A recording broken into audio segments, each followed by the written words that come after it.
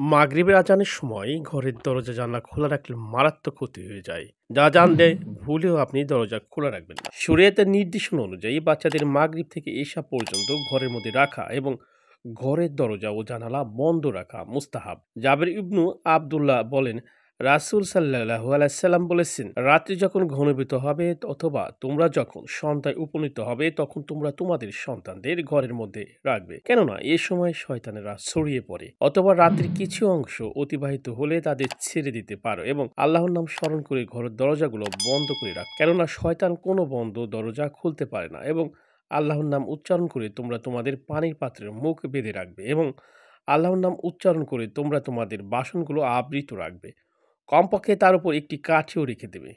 আর তোমাদের প্রদীপগুলো নিভিয়ে দেবে, যেহেতু এই সময় এ ধরনের পরিস্থিতি হয় তাই বন্ধ রাখতে বলা হয়। এছাড়া ঘরের জানালা দরজা বন্ধ রাখাটা সুন্নাহ। এটা যে কোনো আশঙ্কা থেকে ঘরকে নিরাপদ রাখতে ঘরকে বন্ধ রাখাটাই উত্তম। এটি সুন্নাহসম্মত বিষয়।